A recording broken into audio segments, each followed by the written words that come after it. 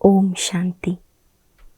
फरवरी के मास में हम पत्र पुष्प में त्रिमूर्ति दादियों के अमृत वचनों में से आज परम आदरणीय गुलजार दादी जी के अमृत वचन सुनेंगे। दादी जी ने आज क्लास का टॉपिक बताया है, हर आत्मा के प्रति शुभ भावना, शुभ कामना रखना, गिरे हुए को सहारा देना, यही है सबसे बड़ा पुण्य। हर आत्मा के प्रति शुभ भावना, शुभ कामना रखना, गिरे हुए को सहारा देना, यही है सबसे बड़ा पुण्य। तो दादी जी कह रही हैं, पांडव भवन की ये पांडव सेना है। पांडवों में भाई भी है तो बहनें भी हैं, है ना। शिव शक्ति पांडव सेना है। पांडव भवन की विशेषता चारों ओर फैली हुई है। तो पांडव भवन में आना अर्थात चार धामों का चक्कर लगाना। जो चार धाम करते हैं उनको कहते हैं इनकी यात्रा सफल हुई। चार धाम का दुनिया में भी बहुत महत्व है। तो पांडव भवन में आने से चार धाम की यात्रा हो जाती है। तो कितना भाग्य बाबा ने हम बच्चों को बना बनाया दिया है। हमें मालूम भी नहीं था कि हमारा ड्रामा में कोई ऐसा भाग्य है, और वो भी कितना सहज भाग्य बनाया। बिना कोई मेहनत के बाबा के प्यार में लवलीन होकर हमने कितना ऊंचा और सहज भाग्य बनाया। भक्ति में तो कितनी मेहनत करनी पड़ती है। यहाँ तो सिर्फ बाबा दो बातें कहता है। एक कहता है अपने को पहले आत्मा समझकर बाप को याद करो। दूसरी बात, सेवा करो, क्योंकि सेवा का मेवा हमारा 21 जन्मों तक चलना है। इसलिए ब्राह्मण जीवन का श्वास क्या है? सेवा। सेवा है तो ब्राह्मण जीवन है।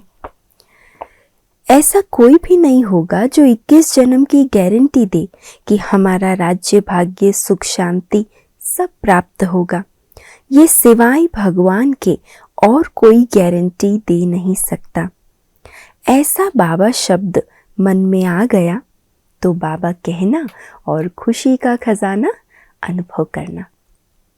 बाबा शब्द खुशी के खजाने की जैसे चाबी है। हमारा बाबा कौन है? जिसे सब पाना चाहते हैं लेकिन पा नहीं सकते, और हमने तो बहुत सहज पा लिया, जो दुनिया वाले भी आश्चर्य खाते हैं कि इन्हें भगवान मिल गया। बड़े बड़े ऋषि मुनियों, महामंडलेश्वरों को भगवान नहीं मिला, और ये साधारण भोले भाले बच्चों को भगवान मिल गया। भगवान हमको पढ़ा रहा है। भगवान की श्रीमत पर हम चल रहे हैं। भगवान हमारा बाप है। वैसे सर्व संबंधों में प्राप्ति का संबंध बाप और बच्चे का ही होता है, क्योंकि बाप को वर्षा देना ही है और बच्चा फुल वर्षे का मालिक होता है। और संबंधों में वर्षे की बात नहीं होती। बाप और बच्चे के संबंध में वर्षा है, और हमारा वर्षा क्या है वो तो हम सब जानते हैं। एक जन्म में 21 जन्म का अखुट राज्य ये स्वप्न में नहीं था, लेकिन अब तो अपने को अधिकारी समझते हैं। तब तो हर एक कहता है हमारा बाबा, मेरा बाबा। अब मेरा कभी भूलता नहीं। जो भी जीवन में मेरा होगा वो कभी भूलेगा नहीं। लेकिन कहाँ कहाँ कोई गलती करते हैं। जिस समय कोई ऐसी परीक्षा आती है तो उस समय सहन शक्ति की कमी के कारण डगमग हो जाते हैं। तो ऐसे समय पर ही माया चतुर बन अकेला बना देती है। इसलिए बाबा कहते हैं, मैंने ऐसे समय के लिए आपको कंबाइंड बनाया है। जब भी ऐसा समय आए कि माया को चांस मिले वो आपको अकेला बनाए, तो बाबा कहते हैं अपना कंबाइंड स्वरूप याद करो। आप में कोई शक्ति कम है, बाबा में तो है ना, तो उस समय कंबाइंड का फायदा लेना चाहिए। क्यों, क्या, कौन, कब, कैसे, इन 5 शब्दों को अगर आप सही रीति से यूज करो तो आप हर एक भाषण करने वाले बन सकते हैं। माया भी इन्हीं शब्दों में आती है। इसलिए बाबा कहते हैं कि स्वरूप में ये शब्द यूज करने हैं या काम में लाने हैं, वो अटेंशन रखो। बाबा तो कहते हैं आपका चेहरा सदा खिला हुआ होना चाहिए।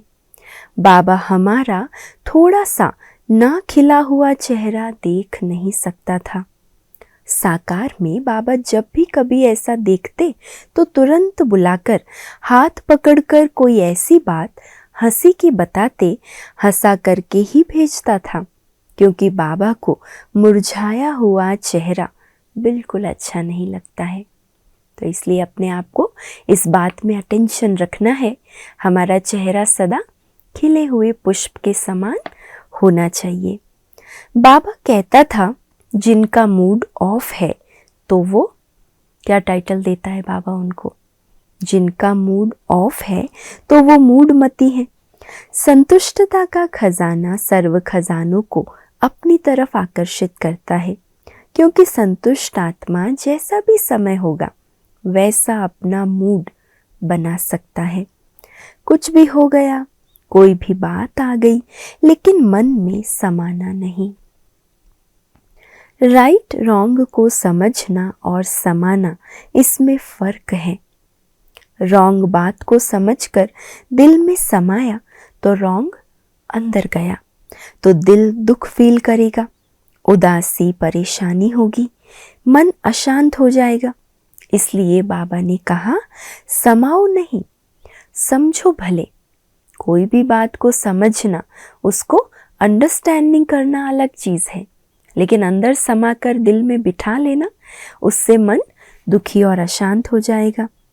नॉलेजफुल के हिसाब से रॉन्ग राइट को समझो भले, लेकिन दिल में समाओ नहीं।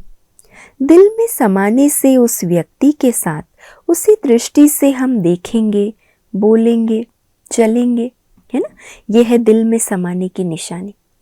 किसी के प्रति हमारे दिल में कोई गलत भाव समा गया तो हमारा बोलना, चलना, देखना सब उसके प्रति बदल जाता है। दिल में जिसे समाएंगे वही बात याद आती रहेगी। मन में अच्छी बात को ही समाना है। मन में किचड़ा समाया रहेगा तो बाबा याद नहीं आएगा। बाबा की याद से ही सर्व प्राप्तियां होंगी और सर्व खजानों से प्राप्ति वालों को ही खुशी होगी। तो समझदारी से हर आत्मा के प्रति शुभ भावना, शुभकामना रख, एक दो के स्नेही बनो तो सुखी रहेंगे, संतुष्ट रहेंगे। हम ब्राह्मण बने ही हैं बेफिक्र बादशाह बनने के लिए।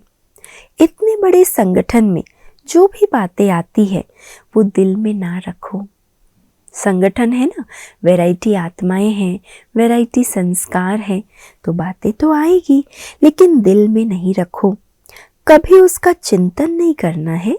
गिरी हुई आत्मा के प्रति घृणा रखते हैं तो जैसे हमने गिरे हुए को लात मारी है। क्या हुआ इसका अर्थ? गिरा हुआ है ऑलरेडी और आपने उसके लिए घृणा भाव रखा तो जैसे उसको और ही गिरा दिया। ऐसे को शुभ भावना, शुभकामना, सहारा देना ये पुण्य का काम है। तो बाबा हमसे क्या चाहता है वो हर एक को सोचना चाहिए। जो बाबा चाहता है उसी प्रमाण मेरी जीवन है ना, किसी और के प्रमाण नहीं। इसको खुश करूं, उसको खुश करूं, नहीं। बाबा मुझसे किस बात से खुश होगा? बाबा की श्रीमत प्रमाण क्या मेरी जीवन, मेरी दिनचर्या है? अभी तीव्र पुरुषार्थ चाहिए, वो भी सदा चाहिए, कभी कभी वाला नहीं, सदा। इसके लिए हर कर्म करते हुए अपनी बीच बीच में चेकिंग करेंगे, तब चेंज होंगे। क्योंकि हमें सिर्फ कर्म नहीं करना है, कर्म और योग का बैलेंस रखकर कर्म योगी सो कर्मातीत बनना है। कामकाज छोड़कर हमें कर्मातीत नहीं बनना है। कर्म करते, कर्म और योग का बैलेंस रखते कर्मातीत बनना है। बाबा क्या चाहता है? हर एक राजा बच्चा बने। स्व के ऊपर राज्य है तो वो स्वराज्य अधिकारी बच्चे हुए। आत्मा मालिक है अपनी अवस्था में अच्छा है, अधिकारी है राज्य करने के, तो सब ऑर्डर में चलेंगे, कभी कोई रिपोर्ट नहीं आएगी। अगर साथी ही संतुष्ट नहीं तो असंतुष्टता की बातें सुनकर किसी के भी व्यर्थ संकल्प चलेंगे। योग युक्त अवस्था हो नहीं सकती। योग युक्त अवस्था माना डबल लाइट। आत्मा तो है ही लाइट, तो उसी स्थिति में स्थित होंगे। कोई फिकर नहीं, बेफिकर बादशाह। मैं आत्मा कैसी हूँ? डबल लाइट हूँ, कोई फिकर नहीं मुझे, मैं बेफिकर बादशाह हूँ। तो बाबा से प्यार है, बहनों से प्यार है, दादियों से प्यार है, आपस में प्यार है। इसी प्यार ने तो आकर्षण किया है। प्यार ऐसी चीज है जो छोटी सी चीज भी संतुष्ट कर देती है ना। बड़ी चीज की बात नहीं है। जिससे प्यार है उसको आप छोटा सा गिफ्ट ही दे दो, कोई भी चीज दे दो, या वो आपको दे दे, तो भी आप संतुष्ट हो जाएंगे। बाबा से प्यार है माना जो उनकी विशेषता है उस पर न्योछावर। बाबा से प्यार है तो उसका रिटर्न है। जो बाबा ने कहा वो मैंने किया, बस। हर मुरली में रोज हम सबको श्रीमत मिलती है, क्या करो क्या नहीं करो, याद करो तो कैसे करो, धारणा क्या करो। सारी श्रीमत, सारा स्पष्टता बाबा ने मुरली में हमें दी है। बाबा एक ही मुरली में चारों सब्जेक्ट पर प्रकाश डालते हैं। अभी हमारे से बुरा काम तो नहीं होगा, लेकिन रात्रि को जब सोने जाते हो उस समय सारे दिन का समाचार, अच्छा या साधारण जो भी हुआ, किसी भी प्रकार से आपका दिन बीता, उसे बाबा को सुनाकर खाली होकर सो जाओ तो नींद बहुत अच्छी आएगी। फिर दूसरे दिन नया दिन, नई बातें, तो जो कुछ भी है वो सब बाबा को सुना दो। इससे खाली भी हो जाएंगे, बाबा से दृष्टि भी मिलेगी, और दिल से मेरा बाबा कहेंगे तो बाबा इमर्ज हो जाएगा। अपने को अकेले नहीं समझो, खुदा दोस्त समझ उससे बातें करो। दोस्त को कैसी बातें बताते? हर प्रकार की, अच्छी हो, बुरी हो, दुख की हो, सुख की हो, सब शेयर करते हैं। तो बाबा को भी अपना खुदा दोस्त समझ उससे बातें करो। जहाँ भी है वहाँ बाबा को दिल से याद करो तो बाबा हमारा सुनेगा और बाबा हमको रिस्पॉन्ड देगा और मदद भी करेगा। लेकिन बुद्धि खाली हो तो टचिंग हो। बाबा का रिस्पॉन्स, बाबा की टचिंग जब बुद्धि खाली होगी तो मिलेगा।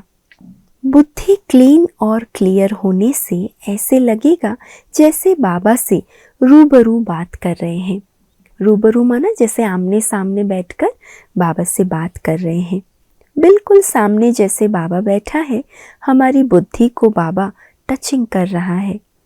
बाबा को बात देने से बात खत्म हो जाती है। मनसा सेवा करने से एक तो अपना मन बिजी रहेगा, दूसरा हम जहाँ भी रहते हैं वहाँ का वायुमंडल अच्छा बनाने में हम सहयोगी बनेंगे। तीसरा फायदा, जो दुखी आत्माएं हैं उनको भी हम सकाश देंगे, और इसमें हमको बिजी देख माया भी वापस चली जाएगी। इसलिए मनसा सेवा करो या तो मुरली के ज्ञान का मनन करो। योग में तो रहना ही है, लेकिन मनन करने से खुशी होती है। जो भी मुरली चली उसके कोई भी 4-5 पॉइंट अपने मन में नोट करो। एक एक शब्द में फिर आपको बहुत फायदा होगा। सारी मुरली याद नहीं भी रहती है तो दादी कहती है मुरली में जो पॉइंट आपको अच्छी लगी, आपके मन को छू गई, वो पॉइंट्स अंदर मनन चिंतन कर लो। तो मनन और मनसा सेवा ये दोनों ट्रायल करके देखो तो माया आपे ही दूर भाग जाएगी। अंतर्मुखी रहो तो वो बाहर से ही चली जाएगी। सहज योगी हो तो खाओ पियो और याद में आगे बढ़ते जाओ। अगर क्यों क्या कैसे हो तो वो बाबा को दे दो, फिर वापस नहीं लेना। एक बार दे दिया बाबा को, फिर अपने मन को पूरा उससे खाली कर दो, फिर वापस नहीं लेना। अच्छा, ओम शांति।